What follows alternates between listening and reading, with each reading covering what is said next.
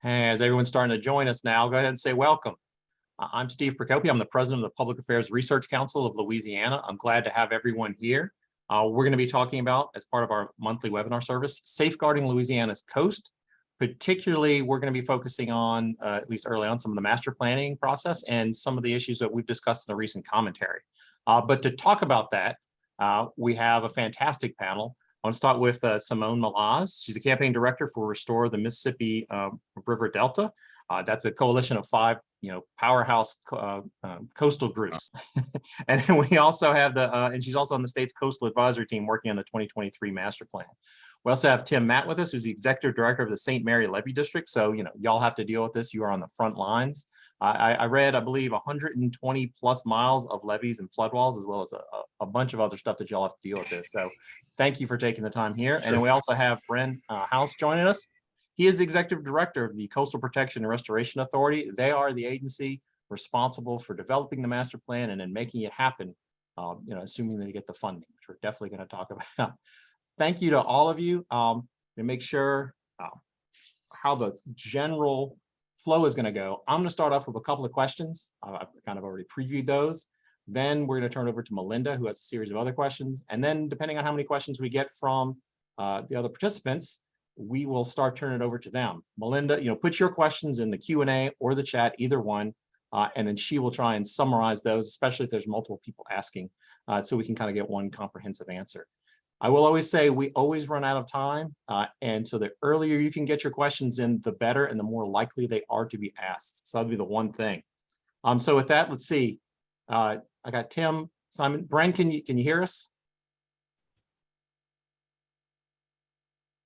Oh. He's on mute. So Bren, you're on mute. I don't know if you can hear us, if you would unmute and let us know.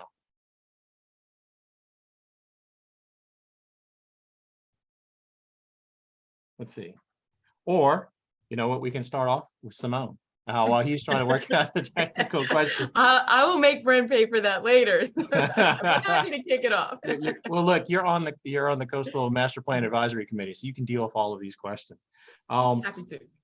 Okay, so if you would, the Coastal Master Plan, there are about half of our people that are participating are sort of what I'll call even some of the best experts in the field who have joined us, but there are a lot of sort of citizens that just want to know more. Tell us briefly, what is the Coastal Master Plan and what is its objectives? So first of all, the Coastal Master Plan is a great idea and is a source of pride, or it should be a source of pride for us here in Louisiana. It's really our roadmap of where we want to go, making coastal investments for the next 50 years. It's hard to believe, but we're on our 4th generation of that plan.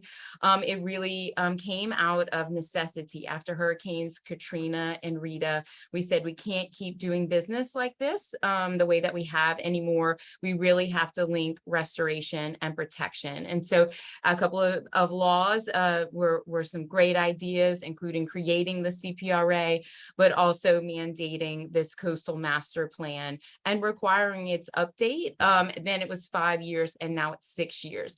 So even that refresh, that update allows us to take into consideration changing conditions. Lots of things happen in 5 and 6 years. Lots of things happen every year. But so now we're on that 4th generation, and we're really looking to solve the tough problems that we face here in coastal Louisiana. So it's a roadmap of where we want to go with those coastal investments, but it's also a tremendous resource that we have. It provides so much data and information and allows us to really use that to build off, and we could do other things with that as well. So shouldn't be underestimated for that aspect as well. Great. And as I understand it, we're in the process of updating the plan, and so we'll have the 2023 master plan update, and we're going through that. Bren, can you hear us yet?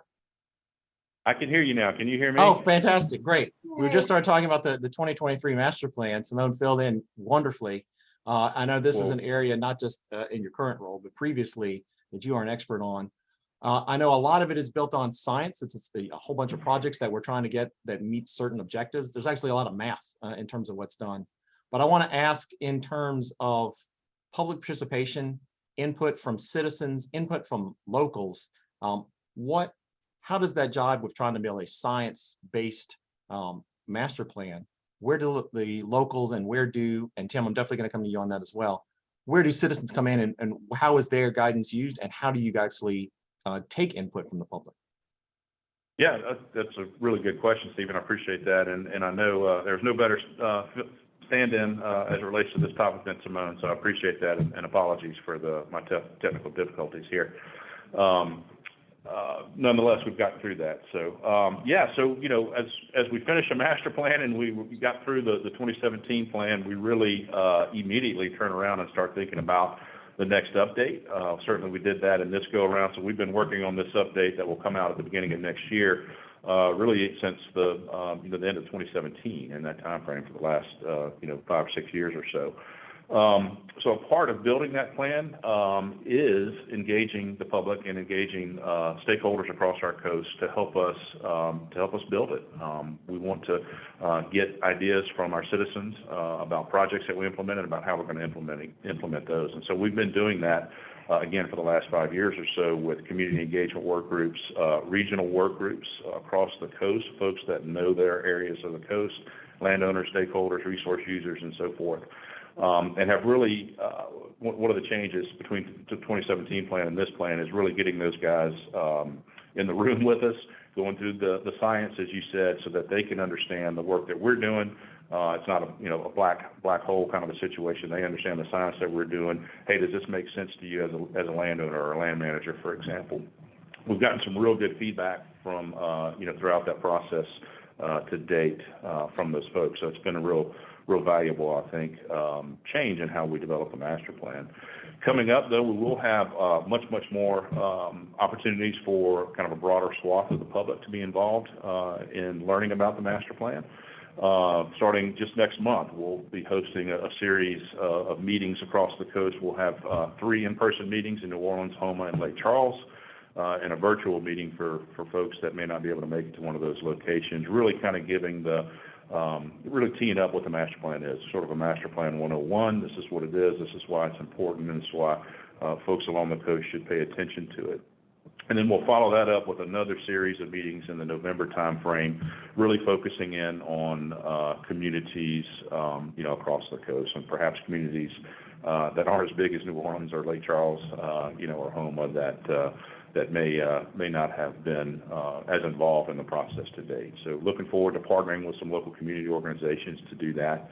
And then coming up in the following year, in the January timeframe, we'll have another series of meetings where we really are releasing the draft plan and soliciting public input, official formal public input on that plan at that time. So it's a good time to be having this discussion. We're getting ready to embark on a lot of citizen engagement in what we're doing. Great. So let me ask Tim, as someone has to deal with this then, is there enough engagement with the locals, particularly in the development of the master plan? I mean, I know I'm putting you on the spot and Bren's right there. Yeah. And I know they've done a lot to improve their engagement throughout the time. So how are we doing and what can we do better? Well, just as Simone said, I sit on the CAT team, the advisory team also. So that's one level of involvement. I also happen to sit on one of the regional task force. So it's another level of involvement. And the folks that when I attend these meetings, I look around, they're recognizable faces. They're people from the region who I recognize have been involved in coastal restoration and coastal protection for a long time. So I think the parties are being given that opportunity. I think where, as Bren mentioned just a moment ago, we're kind of getting to the critical time.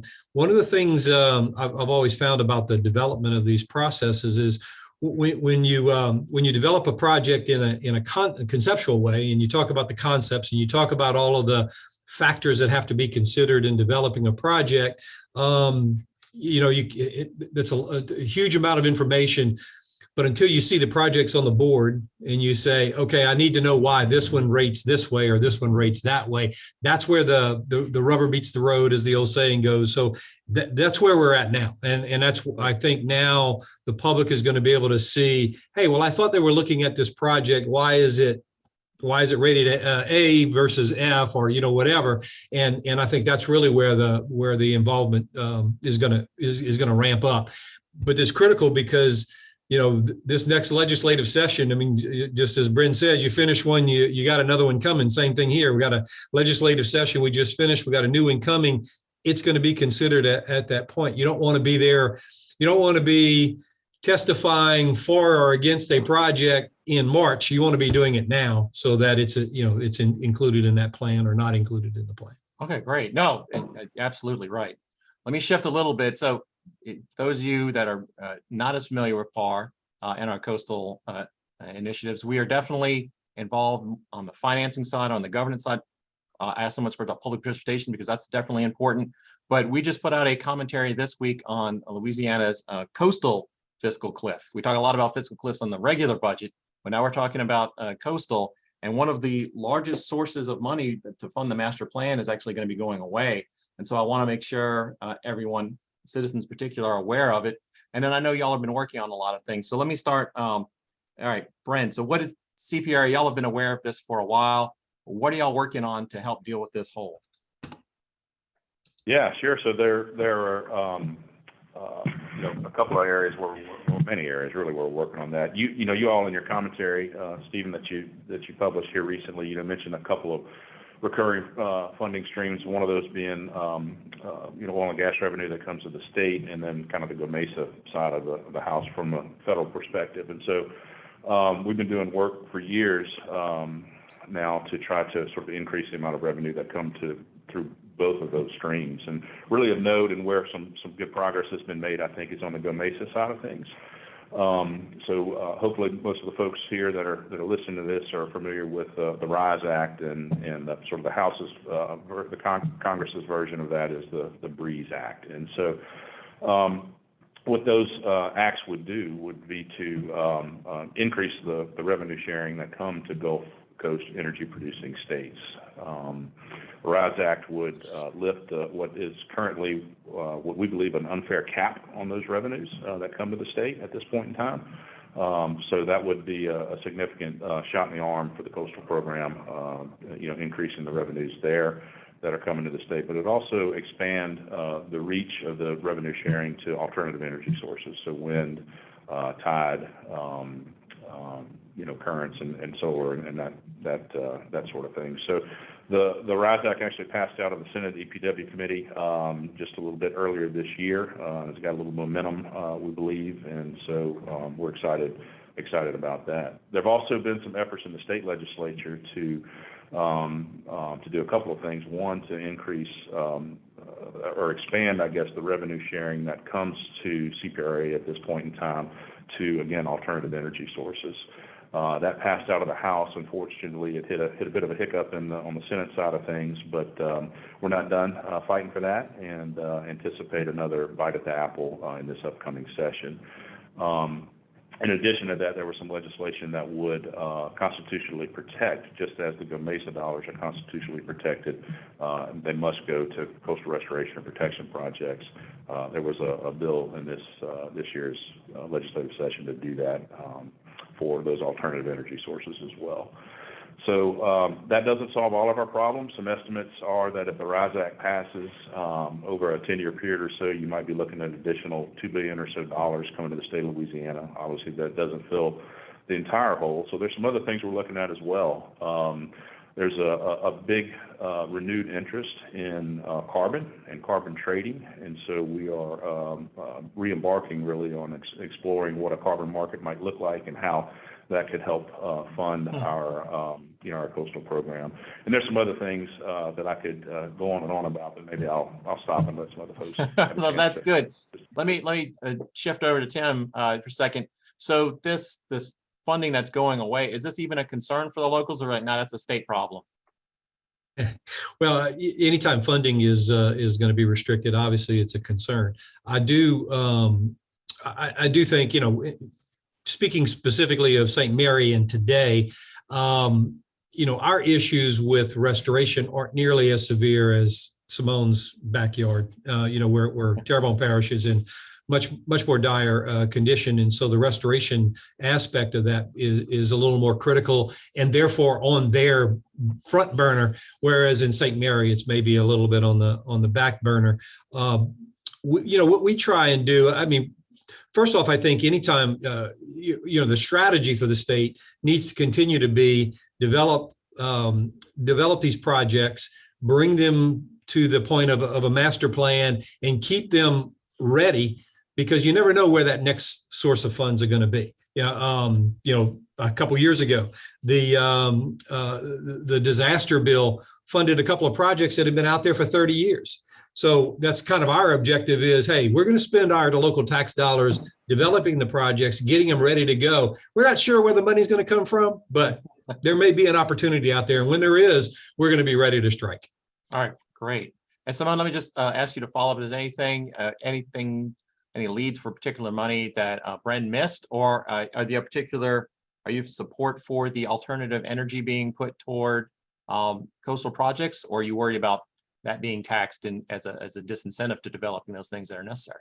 Yeah, but just to underscore what Tim said, he made an excellent point about being ready. We have not known where these sources have come from in the past, and usually they're from, least expected places. But to make sure that we have the right data, that we have the right information, the bipartisan infrastructure law is an example, IRA recently, but also programs that have been in existence like BRIC, which is a resilience, but they got their funding blown up to a whole nother level. So WIFIA, water infrastructure loans. So just being prepared, being competitive, I think is really the most important on the local level.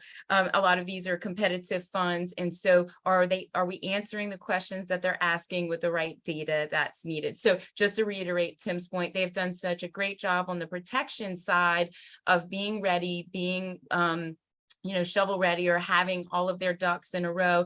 And we're starting to definitely see the same on the restoration side. We talk about natural infrastructure, which is now a buzzword on the federal level, but we've been doing that for a very, very long time. So are we doing everything we can to be competitive in those areas? We're also looking at alternative things like green bonds, green banks. There's lots of people, not just in DC and Baton Rouge, but also New York City and beyond, that are very interested in what's happening here in coastal Louisiana.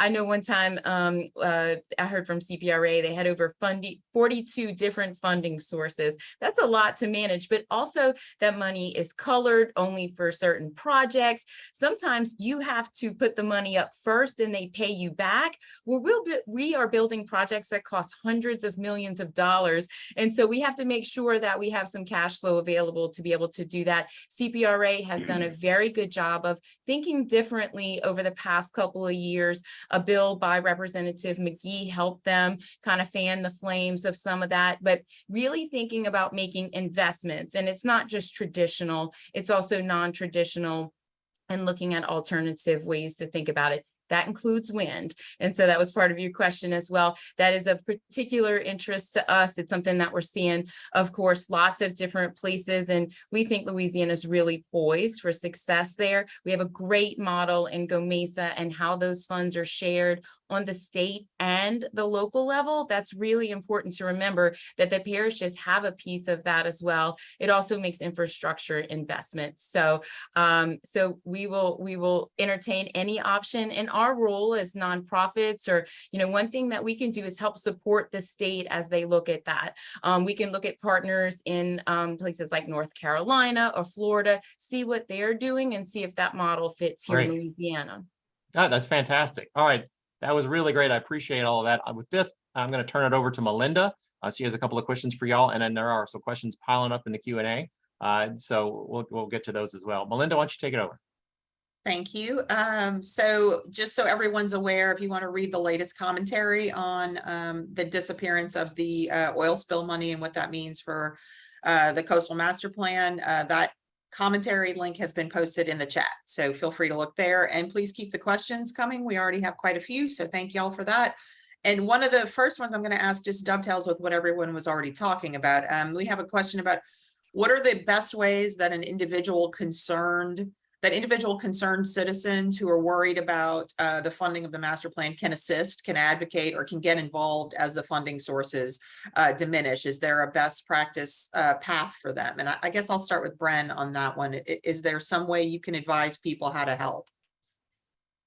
Sure. Yeah, I mean, I think having citizens that are educated about our plan and kind of what our goals are and what our aims are, the work that we've done in the past is really as important as anything, because I think, particularly for folks that just aren't real familiar with our coastal program with CPRA, and, you know, hey, I'm a little biased, but I think they'll be impressed. We're doing a lot of good stuff for the coast. We really are, and have made a lot of progress over the last 10 years or so. So I think being familiar with our plans, our planning process, the activities that we're undertaking in terms of constructing projects is key. Obviously, I think participating in the upcoming meetings that I described in my opening comments there, I think would be very much key. And just being active in all of those things is huge. Another really important aspect of this is, and we've all touched on this already in our speaking, is advocating at the legislature. So all of our plans, all of our activities are approved annually at the legislature, and then every 6 years now we update our master plan. We've been fortunate that there have been some surplus dollars that have gone to the coast, and we've had really strong support from folks at the legislature, but you can never have enough. And so so citizens making their desires known with their representatives and at the Capitol about money going to the coast, activities that are happening along the coast, and supporting those is, I think, really key as well. Okay, great. And we have we're getting a lot of questions that are fairly intricate, so bear with me here. And I'm going to say, Tim, this one might be for you. The Corps recently decided to raise structures in coastal St. Mary Parish rather than build levees, citing, at least in part, that mitigation of a levee project affected the economic evaluation. And the question is, are mitigation credits scarce for these kinds of projects? And can other coastal restoration projects create credits that can be used to minimize those costs? So Tim, can you take that one? Sure, I'd be happy to. First off, I disagreed with the Corps' determination that we couldn't support levee improvements, as part of the South Central study, which is what this was part of. One of the reasons for that is the cost of building levees is expensive, particularly if you build those levees to the HSDRS standards, the same standards that were used in New Orleans. Throughout coastal Louisiana, there have been many levees constructed not bound by those HSDRS standards, but stopping water from flooding people every day. And so our argument initially was, don't saddle us with those costs. We can do so cheaper. And I think, over the years, we've probably proven that working with CPRA that we can construct some levees using local efforts and local techniques that solve the problem. Getting off of that bandwagon, then that topic, the issue of mitigation is one I've certainly struggled with over the years. Yes, it's expensive and so forth. But we talked about sources of funding. There's no doubt that I believe that there is an opportunity for the state to utilize projects, local projects, as mitigation rather than the traditional go to the mitigation bank and write a big check. And I think a great example of that is the project along Lake Pontchartrain. Bren knows a whole lot more about that than I do, but utilizing a local restoration project as mitigation for a federal project, it just makes so much sense and can help fill this restoration gap we're talking about here. Okay, great. And this might be a question for Bren. Somebody's asking if there's a list of projects being considered for inclusion in the 23 master plan update that's available for the public to see. Yeah, there certainly is. If you go to our webpage and you go to our plan, the 2023 master plan, you can drill down and get to that. You can also email us, though. It might be easier to do that than trying to go search for it at masterplan@la.gov. That's masterplan@la.gov, and we can certainly send you a link to get you directly to that. But that's all available on our website.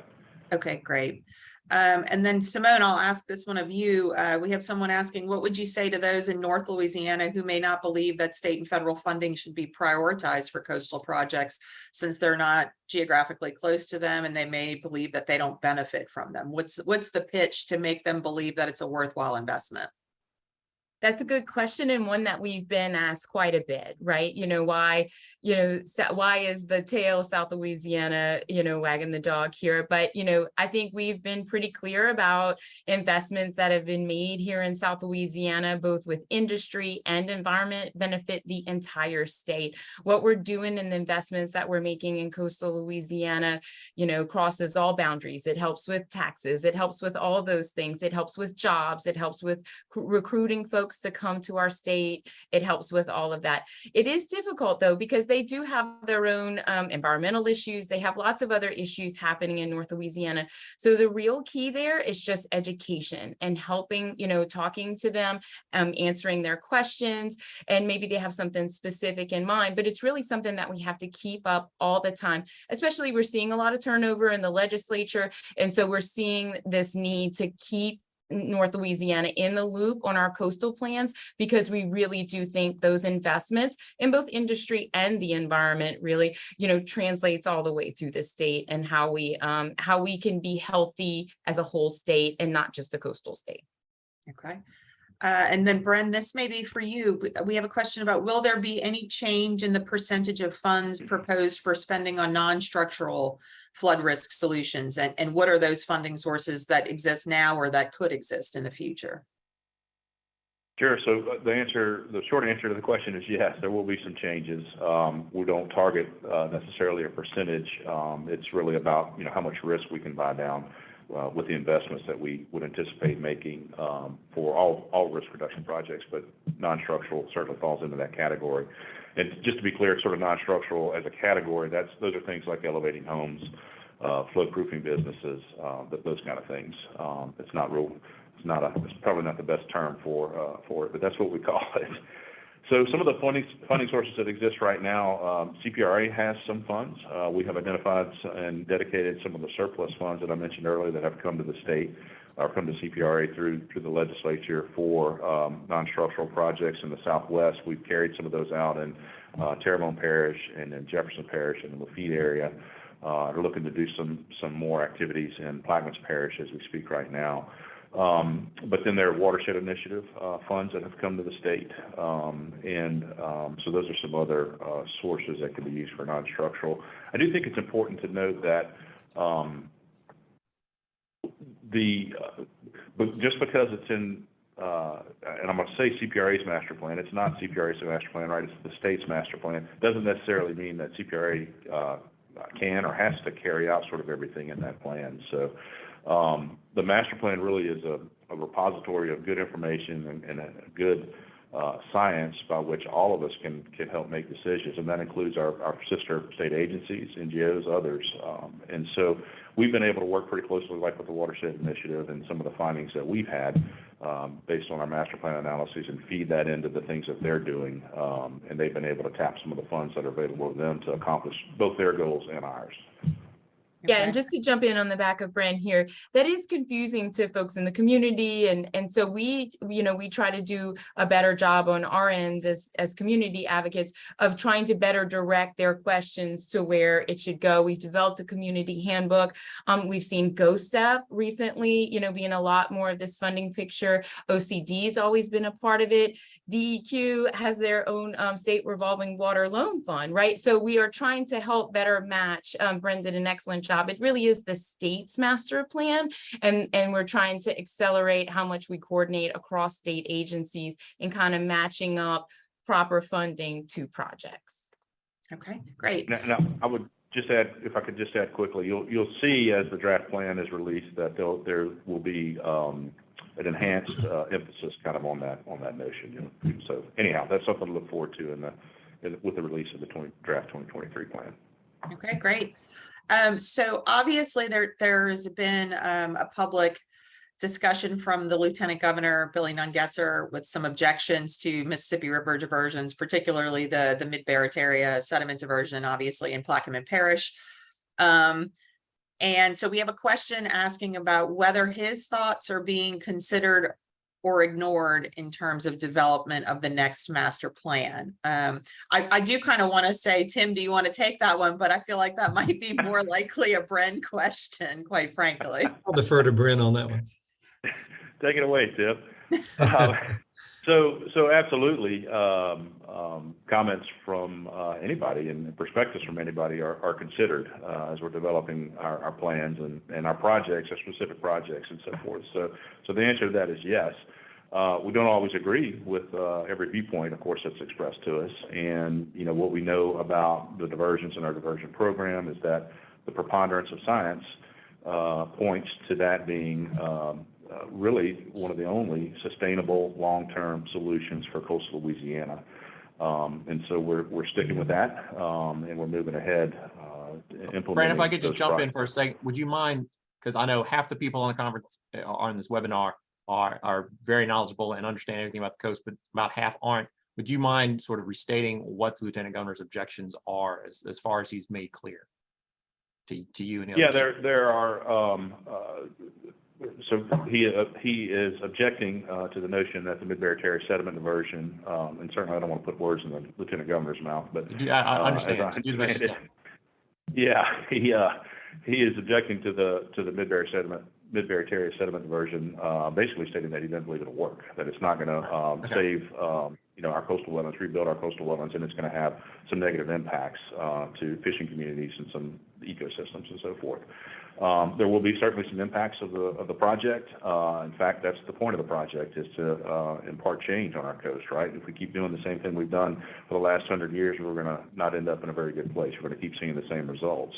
And so the purpose of a big, bold project like this is to affect change across our coast and manage it in a way that it's sustainable in the long term, so that we can still have the natural resources that the Barry Basin produces, that we can still have communities that are viable and can live in and around the Barry Basin. So anyway, so to get back to the kind of the original question, yes, we certainly take those comments and thoughts into consideration, and certainly we've had those, dating back for decades. But there's been no project that has been evaluated, analyzed, scrutinized, thought about anymore, I think, in the history of the coastal program, certainly, than the Mid-Barry sediment diversion. So we're very confident that we're headed in the right direction, and are looking forward to seeing that project getting built.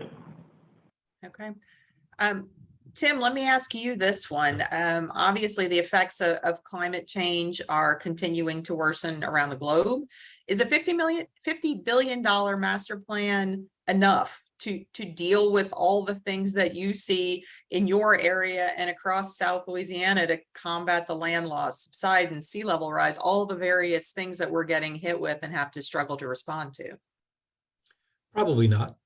But the impacts are obvious. They're there just in my own backyard, my areas of interest where I boat on the weekends and so forth. We're seeing the effects of sea level rise and or subsidence. And I'm never sure which one really to focus on as far as that particular impact. But camps go underwater where they used to not go underwater, and that has impacts, and we're seeing that. So without a doubt, there needs to be strategies to address those. In some cases, I'll admit what we're doing is really just trying to buy us additional time, but I think it's worthwhile. I think for a community, particularly like Morgan City, right on the coast, right out in kind of on the front lines there, we think it's important that we continue to sustain ourselves, and maybe we're only going to sustain ourselves for a limited time period, but then we're working to find that solution that extends that time period and hopefully gets us through these changes, these rapid changes. And Melinda, I think another way you could think of it, 50 years, $50 billion. But I think there's ultimately a goal of about $1 billion at least a year that we need to be, putting back into coastal Louisiana, into structural protection, non-structural protection, home elevations. So I think you can kind of turn that a little bit now, especially since we've made significant investments and used the master plan to do that. We know that that's a good target. And so we can take this roadmap of the master plan, and that is what we take to other people to say, invest here in coastal Louisiana. It does a really good job of talking about damages that we could avoid in the future, and kind of making that case of the dollar today saves you 10 tomorrow. So I think there's also another way that we can think of it about what we need here in coastal Louisiana, a target for investment. Okay. And one of the questions we have still out there is somebody talking about local districts doing a very good job of putting up their own funds and revenue streams through like millages, sales taxes, those kind of things towards their own protection and restoration projects. And they're asking if Bren, if you could talk about opportunities to rededicate or generate state dollars to commit to the CPRA work beyond just oil and gas royalty revenue on state lands. What else is out there that you might be targeting, or that you think the legislature would be willing to dedicate to this cause? Yeah, well, I think, as I mentioned earlier, I think kind of the alternative energy, path is probably the best one before us, at the moment. Certainly there's some other, stat devs that could be looked at, and we haven't targeted any of those really specifically to this point. We have begun talking about that here recently. Didn't we have a bill fail on that exact subject matter? The legislature did not go along with the alternative energy kind of. That's right. Yes. That's right. That's right. But I don't think A we're done there committee, yet. not the whole legislature, a committee. Yeah, it passed the House and didn't get out of a Senate committee. So again, I mentioned this earlier, I do think there will be another bite at the apple along those lines in the upcoming session. So we're looking forward to that. I think. Not to be too bold, but I think we'll be successful, I think, in this upcoming session. So that's, that'll be a good thing. Okay. So I know this year was Louisiana's largest single year investment in coastal projects in state history. It's what, 1.35 billion. Tim, can you talk about what projects in your area are getting a slice of that funding, and what might still be on the drawing board that you're looking for? Sure. We were able to have the governor over and cut the ribbon on our Bayou project, which is an $80 million regional project. And that's the beauty of this one. It protects 6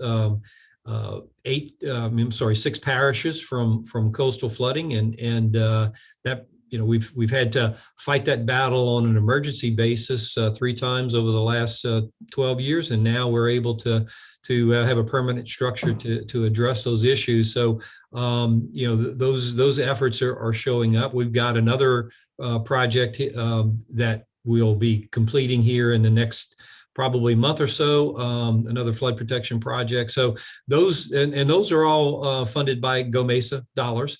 In the case of the project that I mentioned will be finishing up here in the next couple months, that one was designed by the district, by the St. Mary Levee District, for the purpose of getting a project on the board, and then the state was able to come through with the funding. So we were able to go to construction on it, and it's gonna provide some good protection for the citizens in the Franklin area. So in one other project we finished last year, another hurricane protection project, is our Bayou Floodgate. And that one was funded by statewide flood control, the Department of Transportation and Development. So we look for other, we don't just call Bren, we call others and call on them. But we did the same thing there. We funded the design of that project, got it ready on the board, applied for state participation, failed on the first attempt, applied again, was successful, borrowed the money so that we could, because the state couldn't write us a check for that amount of money. We had to fund it and get reimbursed for it. But as Simone mentioned earlier, you got to figure out ways to leverage that. So we borrowed the money to build that project, and totally operational and so forth.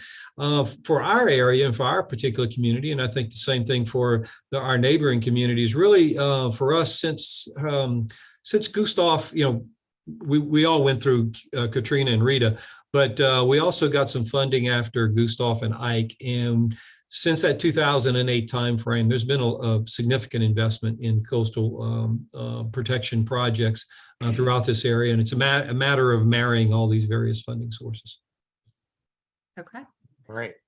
Oh, I don't know why I've turned purple. I don't know. I think that means we're running out of Linda's in the time. club all of a sudden. I have no idea why I'm purple. I'm sorry. Let's wrap up before she turns green and goes into a Hulk rage. So I really want to thank all of our panelists. You were fantastic, answering both specific technical questions and also broad questions about funding in North versus South Louisiana. I thought it was fantastic. A model civic behavior is always exactly what we like to see in our webinars. I want to thank all our participants. Y'all asked some amazing questions about a variety of incredible topics. Really, thank you. Just to let everyone know, this will be on our YouTube channel, and we will send out the link following up this webinar. Next month, we're looking to do something on education, probably focusing on literacy because it's back to school and the school year starting up, and there's obviously a need to improve our literacy in the state. It's something that a lot of leaders are really working on. Thank all y'all so much. Everyone, thank you for your time. I think this was a really helpful discussion for all of our different participants. Thank y'all, and y'all have a great weekend. Thank you. Thanks.